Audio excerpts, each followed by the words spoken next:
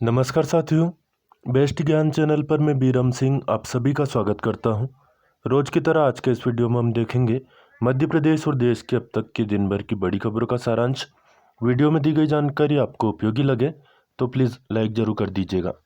कुछ media report के अनुसार मौसम विभाग ने मध्य प्रदेश के बहुत सारे जिलों में बारिश की चेतावनी जारी की है, खासतौर पर पूर्वी मध्य प्रदेश में। मौसम से संबंधी खबर को आगे देखेंगे। सबसे पहले देख लेते हैं देश दुनिया और मध्य प्रदेश की अन्य बड़ी खबरें जो कि जानना जरूरी है।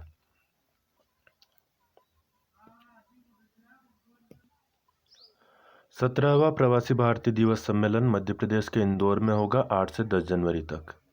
यह सम्मेलन आयोजित किया जा रहा है इंदौर में और इसका विषय है प्रवासी अमृतकाल में भारत की प्रगति के लिए विश्वसनीय भागीदार। आपको बता दें लगभग 70 देशों से 3500 से अधिक जो प्रवासी भारतीय है वे इस सम्मेलन में भाग लेंगे। प्रवासी भारतीय का मतलब होता है वे लोग जो कि भारतीय मूल के हैं, भारत के लिए काम करते हैं लेकिन विदेशों में रहकर और भारत में पैसे भेजते रहते हैं। इसके अलावा एक और बड़ा कार्यक्रम मध्य प्रदेश में होना है खेलो India youth games Madhya Pradesh 2022। इसके मशाल शुभंकरम और एंथम का लॉन्च होगा 7 जनवरी 2023 को शाम 5:30 बजे शौर्य स्मारक अरेरा हिल्स भोपाल में।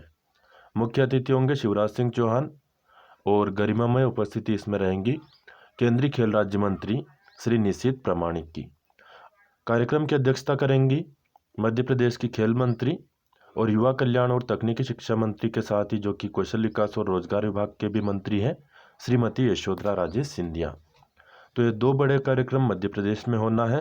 हाल ही में बहुत सारी प्रतियोगी परीक्षाएं भी होंगी, उनके लिहाज से भी यह फैक्ट आपके लिए महत्वपूर्ण है। याद रखिएगा कि मध्य प्रदेश में कहाँ कहाँ पर यह आयोजन हुए हैं।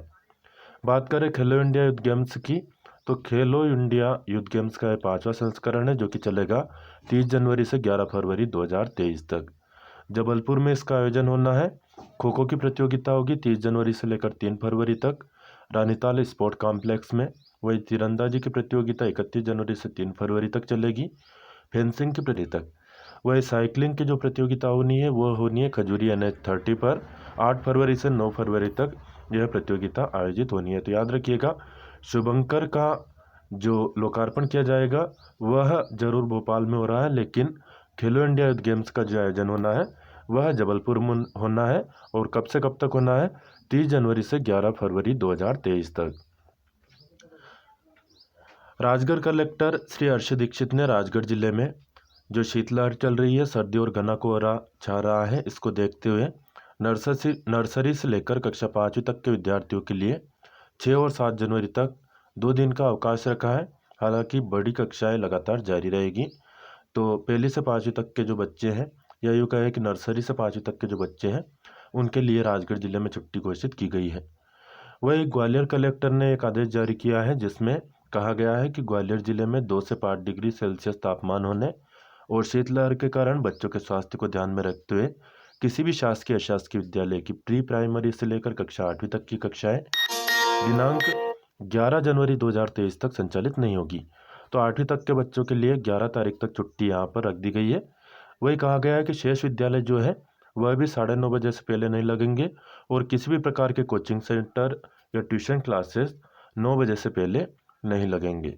आयुक्त लोक शिक्षण संचालनालय के पत्र जो कि 23 दिसंबर को जारी किया गया था उसके हिसाब से जो उच्चतर माध्यमिक हाई स्कूल कक्षाओं की अर्धवार्षिक और ओपन बोर्ड की परीक्षाएं हैं वह अपने नियत समय पर यथावत आयोजित होती रहेगी। उनमें कोई चेंजेस इस पत्र के माध्यम से नहीं किया गया है। दमोह में बड़ी ठंड, 10 जनवरी तक स्कूलों में छुट्टी। मध्य प्रदेश के दमोह जिले में भी शीतलहर और कपकपाती ठंड के बीच जिला प्रशासन ने स्कूली बच्चों के लिए नया आदेश जारी किया है। पहले जिले में 7 जनवरी तक प्राइमरी और मिडिल स्कूल बंद का आदेश जारी किया था, अब बच्चों की छुट्टियों को बढ़ाकर 10 जनवरी तक कर दिया गया है। इसके अलावा छमाही परीक्षा के समय में भी बदलाव किया है। अब छमाही परीक्षाएं दोपहर में आयोजित होगी, तो जिनका जल्दी का समय था वह चेंज हो जाएगा। हाल ही में प्रधानमंत्री नरेंद्र मोदी जी की कैबिनेट में बड़ा फैसला लिया है, केंद्र सरकार ने बड़ा फैसला लिया है। समय शिखर जी की पवित्रता बनाए रखने के लिए केंद्र सरकार ने वहां पर पर्यटन गतिविधियों पर रोक लगा दी है। जैन समाज की भावनाओं का आदर करते हुए केंद्र सरकार ने एक समिति बनाई है। वही राज्य सरकार को समिति में जैन समुदाय से 2 सदस्य और जनजाति समुदाय से 1 सदस्य शामिल करने का निर्देश भी दिया गया है। 2019 में जो अधिसूचना जारी की गई थी उस पर राज्य को कार्रवाई करने के निर्देश दिए गए हैं। वही खंड 3 के प्रावधानों पर भी रोक लगा दी गई है। झारखंड सरकार को तत्काल आवश्यक कदम उठाने के निर्देश भी केंद्र सरकार ने दे दिए हैं। हाल ही में देश के गृह मंत्री अमित शाह ने बड़ी घोषणा की है। उन्होंने कहा है कि राम मंदिर का उद्घाटन 1 जनवरी 2024 को कर दिया जाएगा। हालांकि विपक्ष के नेता और कांग्रेस के अध्यक्ष मल्लिकार्जुन खड़गे ने यह कहते हुए इस बात का विरोध किया है कि मंत्रियों का काम मंदिर का उद्घाटन नहीं है, उनको विकास पर ध्यान केंद्रित करना चाहिए। हाल ही में उत्तराखंड में लगातार कुछ बड़ी घटनाएं हो रही हैं। जोशीमठ से लगातार खबर आ रही है। जोशीमठ में सरकार के खिलाफ विरोध प्रदर्शन हो रहा था। विरोध प्रदर्शन कर रहे लोगों का आरोप है कि सरकार ने एनटीपीसी के ताबड़तोड़ कंस्ट्रक्शन को लेकर जल्दी फैसला नहीं लिया और उनकी चेतावनी पर ध्यान नहीं दिया और इस कारण से वहां पर रोड के धंसने और मकानों में दरार पड़ने की घटनाएं लगातार देखी जा रही है।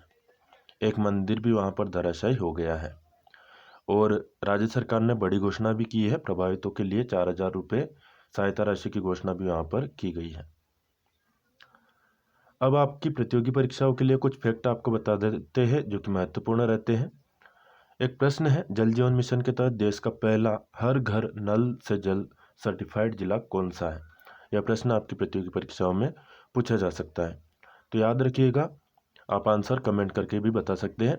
यहाँ पर आंसर मैं आपको बता देता हूँ, बुरहानपुर वह जिला है।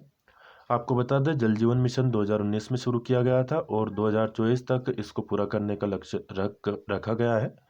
बुरहानपुर बन गया है देश का पहला हर घर जल प्रमाणित जिला, जबकि गोवा देश का पहला हर घर जल प्रमाणित राज्य बन गया है। तो दोनों ही प्रश्न बन सकते हैं कि देश का पहला हर घर जल प्रमाणित राज्य कौन है, तो यह है गोवा। इस मिशन के तहत प्रत्येक परिवार को प्रतिदिन 55 लीटर पानी उपलब्ध कराने का लक्ष्य तय किया गया था और इसके हिसाब से लगातार कार्य योजना बनाकर काम किया जा रहा है। ब्राजील के महान फुटबॉलर पेले का 82 साल की उम्र में निधन हो गया। तो पेले किस खेल से संबंधित थे? फुटबॉल से। यह फैक्ट भी आप याद रख सकते हैं। सर्दियों को देखते हुए स्वास्थ्य की देखभाल बहुत जरूरी है। सर्दियों में आपकी सेहत की देखभाल करता है आंवला।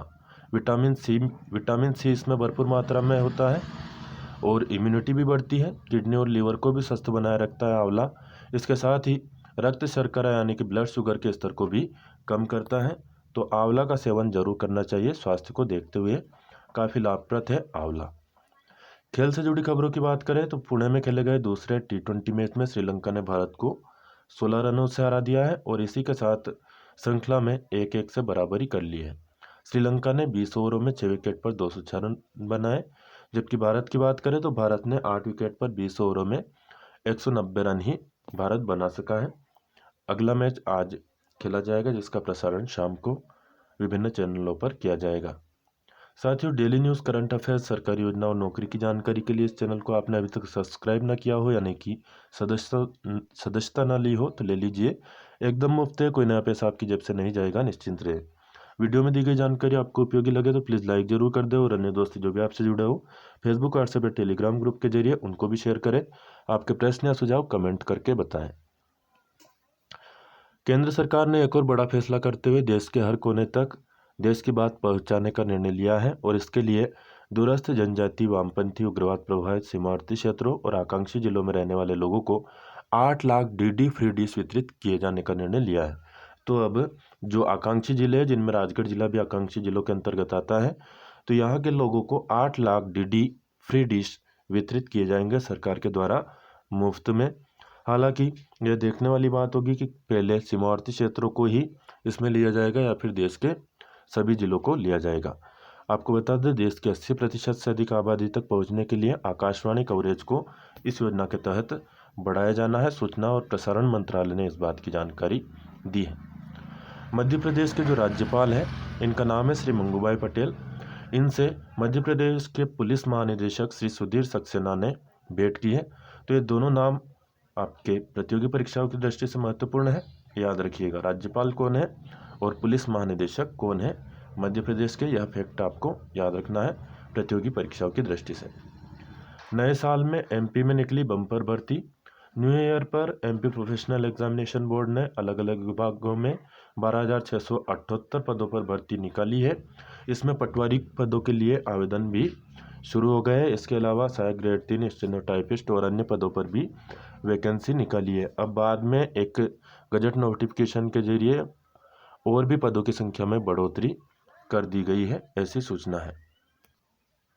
यहाँ पर देखिए पटवारी के पदों में फिर से भर्ती में बढ़ोतरी की गई है। 6,755 पद पटवारी के रहेंगे और कुल मिलाकर 9,073 पदों पर यह भर्ती होनी है। पटवारी पदों के लिए योग्यता इस बार ग्रेजुएशन रखी गई है। पटवारी चयन के लिए CPCT score card, Hindi typing और कंप्यूटर दक्षता सहित पास होना अनिवार्य है। सीपीसीटी पास न होने पर अभ्यर्थी को सीपीसीटी परीक्षा नियुक्ति के बाद प्रोबेशनर पीरियड 3 वर्ष में पास करना अनिवार्य होगा, नहीं तो नियुक्ति रद्द हो जाएगी। परीक्षा के लिए आयु 18 से 40 वर्ष रखी गई है। मौसम विभाग से जुड़ी खबर की बात करें तो news today to SMS जो साइट है उसमें यह खबर दी गई है। एमपी में पड़ रही कड़ाके की ठंड के बीच मौसम विभाग ने कई जिलों में बारिश का अलर्ट जारी किया है। मौसम विभाग के मुताबिक आज खंडवा, खरगोन, बुरहानपुर, बैतूल और हरदा जिले में कहीं कहीं पर हल्की बारिश हो सकती है। इसके अलावा 24 घंटे के लिए भोपाल, रीवा और सागर संभाग समेत 30 से ज़्यादा जिलों में सीवियर कोल्ड वेव का अलर्ट जारी किया गया है, यानी अत्यधिक ठंडी हवा की शीतलहर चल सकती है। सभी जिलों में घना कोहरा छाया रहेगा।